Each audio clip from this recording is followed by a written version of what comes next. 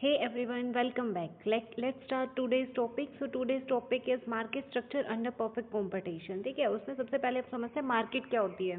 तो मार्केट वो प्लेस होता है जहाँ पर बहुत सारे buyers, large number of buyers और लार्ज नंबर ऑफ सेलर्स होते हैं और मार्केट में इंफॉर्मेशन जो होती है वो फ्री फ्लो हो रही होती है. इंफॉर्मेशन पे किसी का कंट्रोल नहीं होता है और बहुत सारे नंबर ऑफ बायर्स और सेलर होते हैं और किसी सिंगल पर्सन का मार्केट पे कोई इम्पैक्ट नहीं होता है, ना सिंगल बायर का और ना ही सिंगल सेलर का. तो आइए अब बात करते हैं मार्केट स्ट्रक्चर के अंदर परफेक्ट कंपटीशन की. देखो, परफेक्ट कंपटीशन एक्चुअल में रियल लाइफ में या रियल वर्ल्ड में एग्जिस्ट नहीं करता है. ये सिर्फ हमारी एजम्पशन है कि इस तरह की अगर परफेक्ट कंपटीशन होगा तो इस तरह का होगा या मार्केट परफेक्टली इस तरह की होनी चाहिए. तो सबसे पहले परफेक्ट कंपटीशन की हम बारे में समझे तो परफेक्ट कंपटीशन वो मार्केट होते हैं जहाँ पर बहुत सारे नंबर ऑफ बायर्स होते हैं. सेम चीज़ है, सेलर्स भी बहुत सारे नंबर के होते हैं और वो सभी ना सेम प्रोडक्ट को सेल कर रहे होते हैं.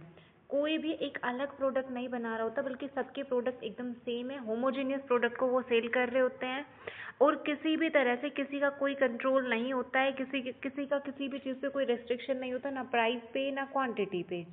और कोई भी मार्केट में चाहे बायर है या सेलर है वो इजीली मार्केट में एंटर कर सकता है, एग्जिस्ट कर सकता है. और बायर के साथ भी पास भी परफेक्ट कंपटीशन में बहुत सारे ऑप्शंस होते हैं, वो किसी भी ऑप्शन को चूज कर सकता है. सब प्रोडक्ट होमोजेनियस है तो किसी भी सेलर से वो प्रोडक्ट ले सकता है. सेम चीज़ है सेलर के पास भी ऑप्शंस होते हैं, वो किसी भी बायर को सेल कर सकते हैं. लार्ज नंबर ऑफ बायर्स और लार्ज नंबर ऑफ सेलर्स होते हैं. अच्छा, इसमें एक सबसे मेन चीज़ ये आ गई है कि इसके अंदर नॉलेज जो होती है फ्रीली फ्लो हो रही होती है. तो इसमें नॉलेज के ऊपर किसी का भी कोई कंट्रोल नहीं होता है और जितने भी बायर है सेलर है उनको पूरी तरह से मार्केट की हर कंडीशन की पूरी तरह से जानकारी होती है.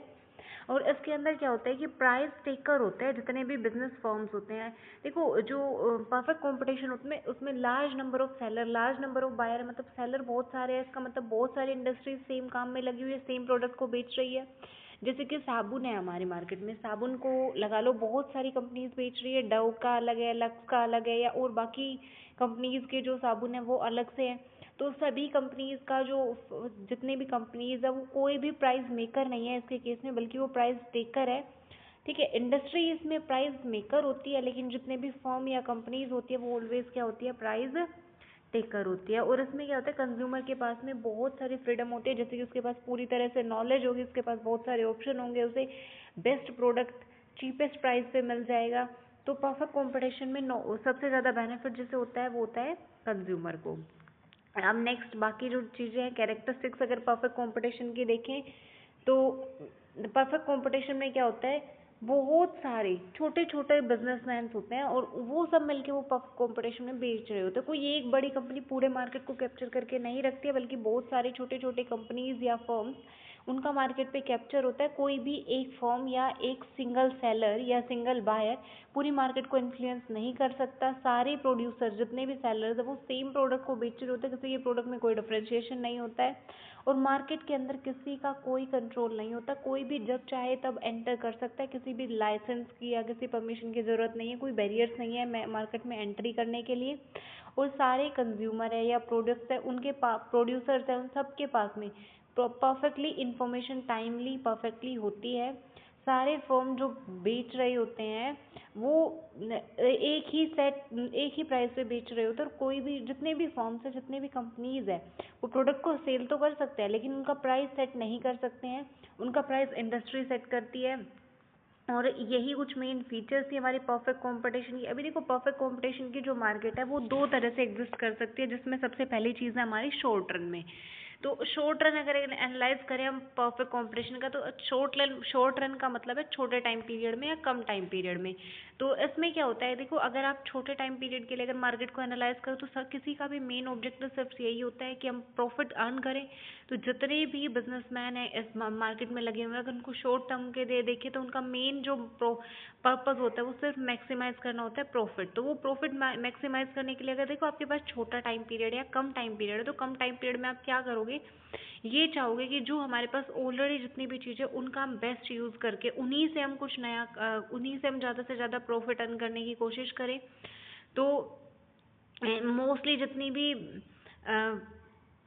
भी फिक्स्ड कॉस्ट होती है वो फिक्स रहती है शॉर्ट रन के अंदर, और जो वेरिएबल आउटपुट होती है, देखो किसी भी बिजनेस में दो तरह की कॉस्ट लगती है। एक होता है फिक्स्ड, जैसे कि हमारा रेंट है एवरी मंथ फिक्स रहेगा 10,000 है, तो वो ऐसा तो नहीं है कि रोज रेंट चेंज हो जाएगा, लेकिन बिजनेस के अंदर हमारा रेंट सेम है, तो ये फिक्स्ड कॉस्ट हो गई। या हमें पता है हमें इतना मटेरियल चाहिए, वो मटेरियल अगर हमें ज़्यादा प्रॉफिट लेना है, ज़्यादा हम प्रोड्यूस करेंगे, तो रॉ मटेरियल क्या है, वो वेरिएबल चीज़ हो गई है जो चेंज हो सकती है, जिसको हम अपनी मर्जी के हिसाब से चेंज कर सकते हैं। ठीक है, तो इसमें क्या होता है कि हमारी फिक्स्ड कॉस्ट शॉर्ट रन के अंदर हमारी फिक्स्ड कॉस्ट हमेशा फिक्स ही रहेगी, और जो हमारी ऑपरेटिंग कॉस्ट है, जैसे कि बिजली का बिल है या बाकी चीज़ें, उनको हम कम कर सकते हैं, और उनकी वजह से हम प्रॉफिट को मैक्सिमाइज कर सकते हैं, और ऑलवेज शॉर्ट रन में वही बढ़ती है। और फर्म जो है प्राइस टेकर है, तो उनका कोई कंट्रोल नहीं होता है किसी भी चीज़ के प्राइस के ऊपर शॉर्ट रन के अंदर भी, लेकिन वो चाहेंगे वो ज़्यादा से ज़्यादा प्रॉफिट अर्न कर सके। इसके लिए वो क्या करते हैं कि कुछ भी हो, कैसा भी टाइम आ जाए, मतलब शॉर्ट रन के अंदर वो चाहेंगे ज़्यादा से ज़्यादा प्रॉफिट अर्न करें। उसके लिए वो कोशिश करते हैं कि हम नया पैसा ना लगा के, कोई भी न्यू मार्केट के अंदर इन्वेस्टमेंट ना करके, ऑलरेडी जो हमने इन्वेस्टमेंट की हुई है उसी को हम बेस्ट यूटिलाइज करके अर्न करें। तो ये था शॉर्ट रन के अंदर। अभी हमारे पास शॉर्ट रन का पढ़ा हमने, अब देखते हैं लॉन्ग रन का। तो लॉन्ग रन में क्या होता है, जितनी भी इनपुट होती है या जितनी भी कॉस्ट होती है, सबको हम चेंज कर सकते हैं, चाहे वो रेंट है, बिल्डिंग है, सबको हम चेंज कर सकते हैं। तो सारी चीज़ें वेरिएबल होती है। देखो उसके अंदर क्या था, फिक्स्ड जो चीज़ें थी, फिक्स्ड एसेट जितनी भी थी या फिक्स्ड कॉस्ट थी, वो फिक्स थी, और बाकी जो रॉ मटेरियल वगैरह इस तरह की चीज़ें थी वो वेरिएबल थी। कुछ कॉस्ट वेरिएबल थी, कुछ कॉस्ट फिक्स थी। बट लॉन्ग रन में क्या होता है कि आप नई बिल्डिंग भी तैयार कर सकते हैं, क्योंकि लॉन्ग रन लंबा टाइम पीरियड है, तो लंबे टाइम पीरियड में आप नई बिल्डिंग भी खरीद सकते हैं, आप रेंट भी बढ़ सकता है या घट सकता है।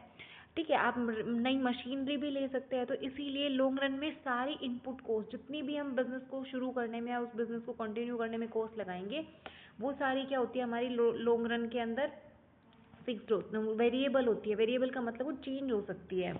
और एक सबसे मेन चीज़ ये है कि इसके अंदर हम अपना स्केल बढ़ा सकते हैं, मार्केट रीच बढ़ा सकते हैं, अपने प्लांट की नया प्लांट खोल सकते हैं अपनी कंपनी का, क्योंकि उसमें आपके पास ऐसा ऑप्शन नहीं था, क्योंकि आपके पास शॉर्ट टाइम पीरियड था। और हम अपने लेवल ऑफ आउटपुट को बढ़ा सकते हैं, और बहुत सारे तरीके इस्तेमाल करके। ये था हमारा सारा परफेक्ट कंपटीशन के बारे में। इसके बाद हम पढ़ेंगे इम्परफेक्ट मार्केट के बारे में।